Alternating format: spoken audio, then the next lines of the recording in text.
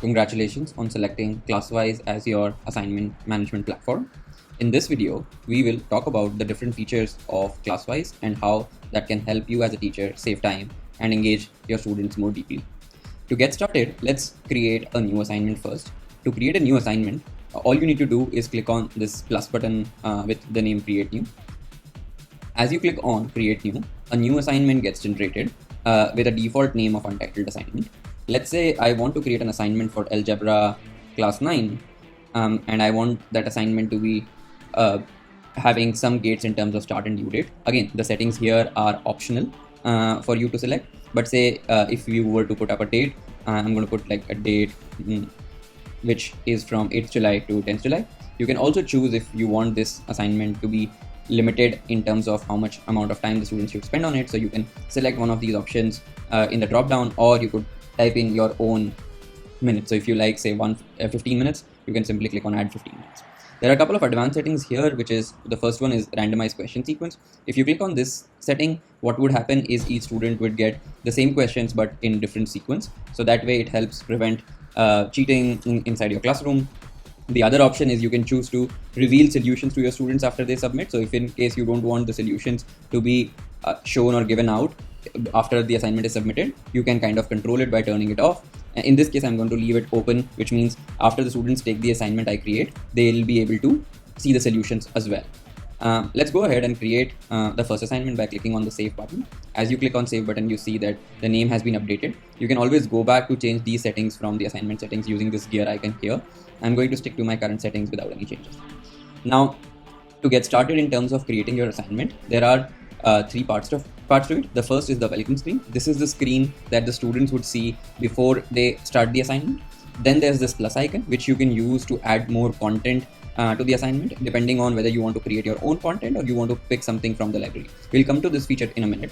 And then there's an end screen, which is where you kind of add instructions on what should happen after the assignment has been completed. So in this case, this is a 15-minute assignment that we've created for our students, and what would happen after the 15 minutes are over, or if the students choose to complete the assignment prior to that, what's the screen they should see, what instruction should be sent out to the students. So let's go ahead and set up our welcome page first. I'm going to keep this very simple, add some instructions in here. As you can see, I can play around with the font, change the size of what the students should see. This assignment is for 15 minutes. You can add any other instructions you would like. What you would also see is these content blocks on the right. So if you want to say add an image, you can do that. If you'd like to add a YouTube video, you can do that too. What I'm going to do is select this YouTube video here and add that as an embedded link, which will add that to the assignment. If I click on this video, I can kind of resize what the assignment will look like before it gets started. So the benefit of this is if there is an instruction video, if your students understands video instructions better, you could record a simple video, upload it on YouTube as an unlisted video or a public video, however you like, and then simply add the link of that video here, so that automatically brings that video before the assignment is started or before the students sort of click the start button. You can even customize the name of the assignment, the start button for the assignment, so you can like add more content to it. I'm going to stick to what I had originally created. So yeah, I think for some reason the video got out. Now, as you do this, if you don't like a certain element, say you don't want to add an image, you can choose to not add an image. You can choose to reduce the spacing. You can even choose to resequence whether a particular element should be above or below by using this pan icon here. Now, I'm going to keep the original sequence here. The next thing I'm going to do is add more questions to my assignment. Now I can do this by clicking on this plus icon, which is where I can add a new question which I want to type in. So I can click on MCQ to add a question with its option directly into the assignment by typing in. Or the other option is I could directly select those questions from the huge library that comes with Classwise. So this is what the experience you would get when you select pick from Classwise library. You can choose the subject you want to select. You can choose the goal. There are a lot of different type of goals available in terms of different type of topics you teach. There's also some categorization in terms of sources. So what you could do is select a specific source that you are interested in. If you kind of like a particular state library, I would highly recommend using the filter as all, because that also gives you access to a lot of proprietary content that our educators have built out and added to the library. But that said, if you like a specific library source, you could do that by selecting that source from here. You can also change the country. There are two available, United States and India. But if you are from a different country, you can continue using the global setting and then select the questions basis that. The questions don't really change as you move across regions. What typically changes is the way they are kind of bucketed into different segments. Now, say I want to add some questions for algebra foundations. What I can do is simply click on the select questions button on the screen, and then I can adjust the level from here. If I want something tougher, I could kind of use the level button on the chevron on the level button here and kind of get the harder ones on the top. If I were to select like multiple questions, I can do that simply by choosing to select the multiple ones from here directly. So say I like these 5 questions I've randomly selected. I can click on C5 questions, and that would present me all the 5 questions that that will get added. You can choose to remove a specific question if you don't like by crossing it out from here, but in this case you would see all the questions nicely printed along with their difficulty in terms of what can be added. As you click on the add 5 question, now you see 5 questions got added to the library. You can change the sequence of these questions however you like by either moving them up or down in terms of the sequence you kind of prefer. You can also change the scoring, and there's a default scoring that we apply to questions, but if you like a slightly different kind of scoring, you can obviously change that score from here. But if you like to keep it what it was, you can continue to do that as well.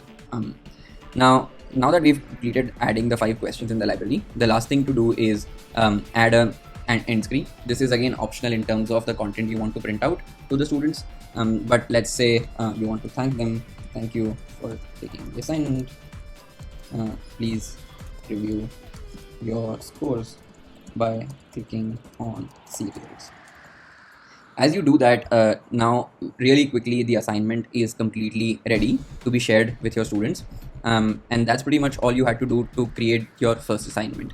Now that you've created it, the next thing to do is go to the share button, and from the share button there are a lot of sharing options available for you to select from.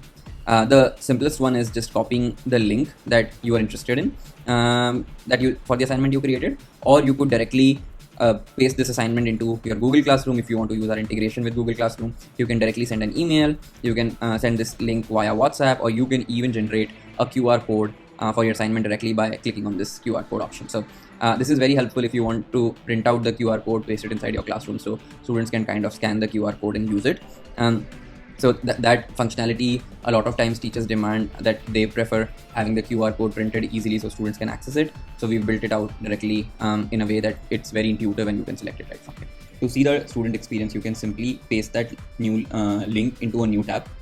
As you add that link, what you can see is now the instructions and the video that we had created for our assignment here automatically show up for the students. And the students can kind of see this video even before they start the exam. So if there are any instructions that you want them to see or any topic for them to revise before they start the assignment, you can kind of do that. What you also see is the time limit already mentioned here. So before the students kind of start the exam, they know what the time duration for this assignment is. You can choose to keep it at no limit and the students can continue taking the assessment at their own pace. But this is a completely optional setting when you create your new assignment. For the students to start the assignment, they can simply click on the start button.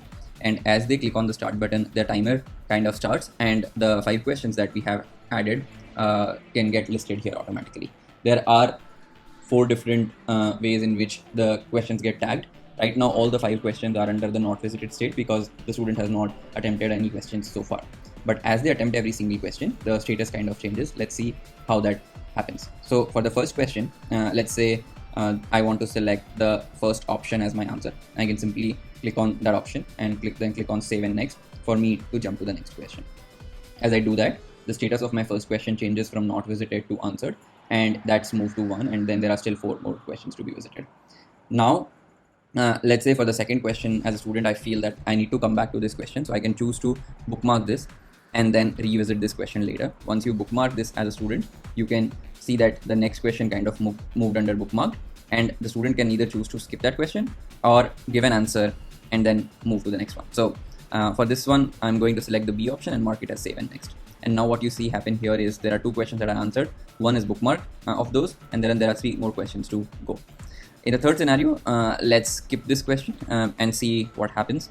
Say as a student, I don't know the answer and I want to like skip and not answer this question. You can choose to do that. And that question then now moves under skipped. And the students can obviously go back to these questions as the color coding kind of helps them guide through the whole experience. If they want to only visit the bookmarked questions, they can kind of click on the red dots and then always directly jump to the bookmark questions. Or if they want to see the ones they had skipped originally, they can kind of choose to do that as well. If they want to start resuming the ones that they had not visited, they can click that and then the questions seamlessly change basis what they selected. Let's quickly answer the remaining two questions. I'm not expecting a great accuracy on these ones, but you could see that the whole experience for students is pretty seamless in terms of like even getting questions that come with images and options kind of seamlessly get laid out here. Now, the last question, since this is the last question, the only option available for the students is to save. They can choose to save this question, and the answer is already now marked here. Once they've completed, they can kind of choose to end that test if they are ready. Let's say I go ahead and mark end test. What you would see is the instructions that we had laid out on the last page already show up here. As a student, I can click on see result and then see that I scored 2 on this assignment. I solved 4 questions. My total time to complete the assignment was just 2 minutes, and obviously my accuracy wasn't great because I was just randomly selecting the questions, answers to those questions. Right now, to review, because we had allowed students to review the questions after they have completed the assignment, this is the review experience for them. In this experience, the students kind of get the same 5 questions here, but they can keep jumping onto these questions to kind of know whether their answer was correct, incorrect, or and what the detailed solution for each of those questions was. So for this question, for example, the student selected 7. However, the student selected 8 actually, and the correct answer was 7. And then there's a detailed solution available for the student to kind of know that experience. Let's see what this looks like in your teacher dashboard. So you can always go back to the assignment and then go to the results tab. And in the results tab, what you would see is the results of this student already show up.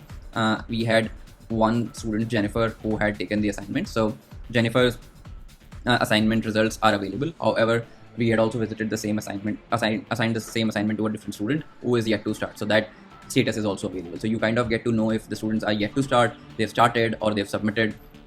So that kind of helps you know if where the overall class status is in terms of submitting the assignment.